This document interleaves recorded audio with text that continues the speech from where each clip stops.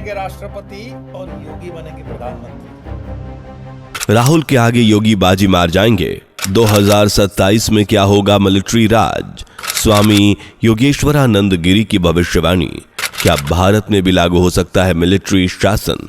कौन होगा नरेंद्र मोदी के बाद अगला प्रधानमंत्री, राहुल गांधी या योगी आदित्यनाथ? दोस्तों, दुनिया भर में जो तांडव मचा हुआ है वो तो आप सभी देख रहे हैं।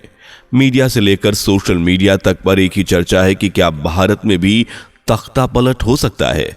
क्या भारत में भी मिलिट्री शासन लागू हो सकता है? क्योंकि भारत के ज्यादातर पड़ोसी मुल्कों में तख्ता पलट हो चुका है।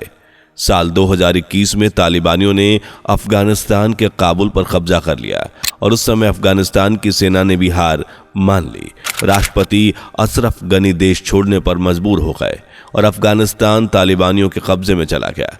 अफगानिस्तान के अलावा श्रीलंका, पाकिस्तान, म्यांमार और अब बांग्लादेश भी दंगे, फसाद, मिलिट्री शासन और तख्ता पलट से गुजर रहा है। एक के बाद एक भारत के पड़ोसी देश आर्थिक, राजनीतिक, सांस्कृतिक रूप से कमजोर हो रहे हैं और वहां मिलिट्री का राज हो रहा है। देश की सरकार को भगाया जा रहा है, लोकतंत्र दम तोड़ चुका है और वहां की जनता की भी परेशानी है।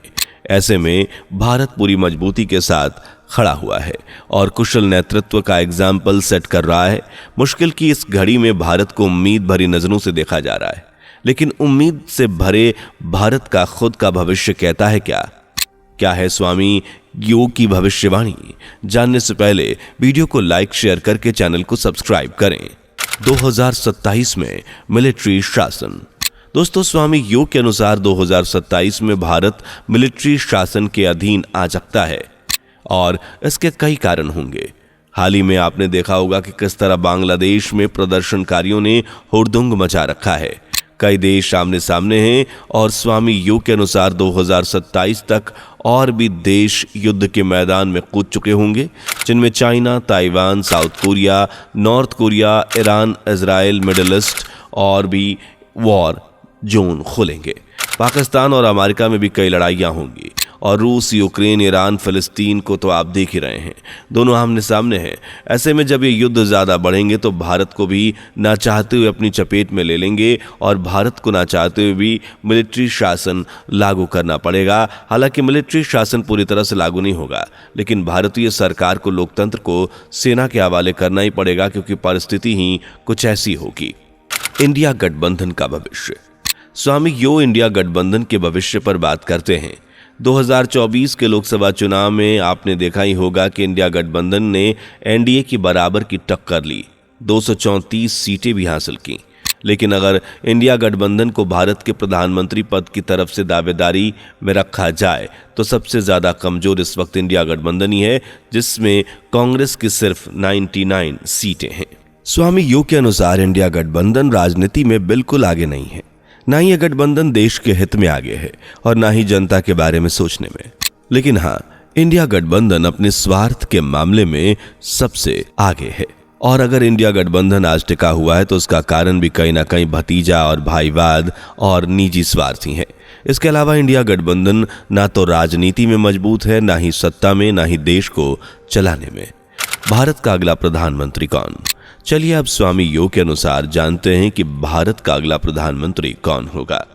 यूं तो सोशल मीडिया पर हाइप बनाई जा रही है कि देश के अगले प्रधानमंत्री राहुल गांधी हो सकते हैं, जो जगह जगह जाकर लोगों से मेल मिलाप भी करते हैं और अपनी बात भी रखते हैं। लेकिन स्वामी योग की माने तो राहुल गांधी इस दौर में दूर दूर तक नहीं है।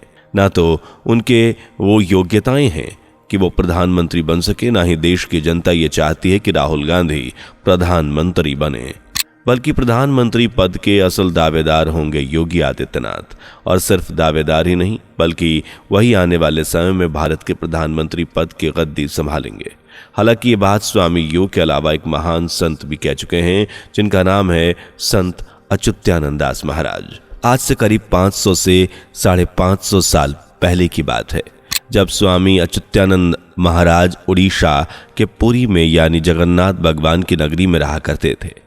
कहते हैं कि उन्हें आने वाले कल देखने की दिव्य शक्तियां प्राप्त थीं, जिनके बल पर उन्होंने भविष्यवाणी की भारत का आखिरी राजा एक शक्तिशाली हिंदू राजा होगा, जो योगी पुरुष होगा और जिसकी कोई संतान नहीं होगी। उसमें विश्व का नेतृत्व करने की अद्भुत क्षमता होगी और वो धर्म के सहारे शांति स्थापित कर पाएगा।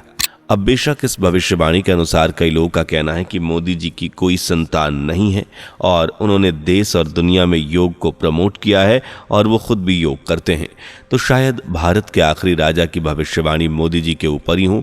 लेकिन इस भविष्यवाणी में जैसा लिखा है कि वो योगी पुरुष होगा, तो इस हिसाब से कई लोगों का मानना है कि वो तो योगी आदित्यनाथ ही हैं, क्योंकि उनका नाम तो ही योगी है और वो खुद एक संत हैं। वहीं एक बात और, उनकी कोई संतान नहीं है, यानी योगी जी गुरु गोरखनाथ की योग परंपराओं से जुड़े हैं। अगर गौर फरमाया जाए तो दूसरी बार उत्तर प्रदेश का मुख्यमंत्री बनने और 5 बार सांसद बनना कोई आम बात नहीं है और यह साफ संकेत है कि अगले पीएम तो योगी जी ही होंगे। साथ ही ये भी कहा जा रहा है कि हो सकता है कि बढ़ती उम्र के चलते शायद मोदी जी देश की कमान योगी आदित्यनाथ के हाथों में सौंप दें। यानी कुल मिलाकर लोगों का अनुमान और भविष्य मलिका की भविष्यवाणी को जोड़कर साफ कहा जा सकता है कि योगी आदित्यनाथ ही भारत के अगले पीएम बनेंगे और राहुल गांधी पीएम बनना तो दूर, इस लाइन में नजर भी नहीं आएंगे। समय से पहले 2029 से चुनाव। 2024 के लोकसभा चुनाव जितने रोमांचक रहे, उसके बाद से आने वाले चुनाव को लेकर लोगों के बीच क्यूरोसिटी बढ़ने लगी है कि आने वाले चुनाव में क्या होगा।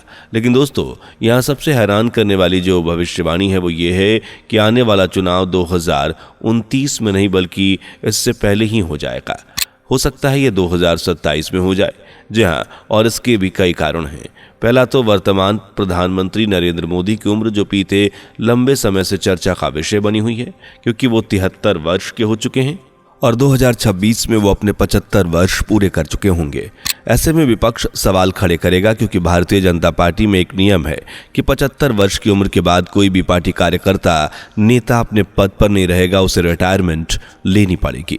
ऐसे में अगर पीएम मोदी अपने पद से बने रहते हैं तो विपक्ष के निशाने पर वो आएंगे। ऊपर से उनकी उम्र भी ज्यादा हो रही है, ऐसे में स्वास्थ्य संबंधित कोई समस्या भी उन्हें होगी, ऐसा अनुमान लगाया जा सकता है, जिस वजह से भविष्य वक्ताओं का कहना है कि 2027 में परिस्थितियां इतने गंभीर हो जाएंगी कि पीएम मोदी स्वयं अपना पद त्याग देंगे और ऐसे में चुनाव करवाने होंगे। इन चुनाव में एक तरफ जहां योगी आदित्यनाथ प्रधानमंत्री पद के दावेदार होंगे, वहीं वर्तमान प्रधानमंत्री नरेंद्र मोदी राष्ट्रपति पद के दावेदार होंगे।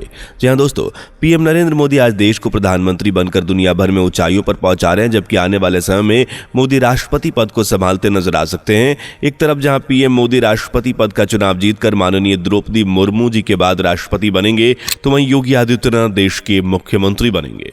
अर्थात चुनाव में योगी आदित्यनाथ की जीत होगी, लेकिन इस जीत के साथ ही योगी आदित्यनाथ को काफी कुछ संभालना होगा, क्योंकि देश दुनिया में परिस्थितियां बिल्कुल बदल चुकी होंगी। युद्ध, प्राकृतिक आपदाएं एक के बाद एक उठेंगी और संत अच्युतानंद महाराज की भविष्यवाणी को अगर हम देखें तो उसमें तीसरे विश्व युद्ध का भी जिक्र किया गया है, तो 2025 के बाद कभी भी शुरू हो सकता है। हालांकि इसकी नींव रूस और यूक्रेन के युद्ध के साथ ही रखी जा चुकी है। इसके अलावा भारत के पड़ोसी मुल्कों के हालात भी डरा रहे हैं, क्योंकि वहां कट्टरपंथियों का राज हो चला है, जिस वजह से भारत को सीमा क्षेत्र पर चौकन्ना रहना पड़ेगा। फिर भी युद्ध जैसा बिगुल बजेगा, भारत भी इसका हिस्सा होगा और इस पूरे समय भारत की कमान योगी आदित्यनाथ जी के हाथों में होगी। अंत में जीत बेशक भारत की होगी, लेकिन जैसा कि स्वामी यो ने कहा है कि भारत में मिलिट्री के हाथों में शासन सौंपा जाएगा। लोकतंत्र को कुछ समय के लिए सेना के हवाले करना होगा ताकि लोगों को बचाया जा सके। खैर दोस्तों, आपको क्या कहना है इस बारे में अपनी राय कमेंट करके बताइए। वीडियो पसंद आई हो तो लाइक शेयर करके चैनल को सब्सक्राइब भी कर लीजिए। मिलते अगली वीडियो में, तब तक के लिए धन्यवाद। दोस्तों, आपकी स्क्रीन पर 2 और वीडियोस दिख रही हैं, जिसे देखने के लिए स्क्रीन पर क्लिक करें। दोनों देखिएगा, बहुत अच्छी वीडियो बनी है।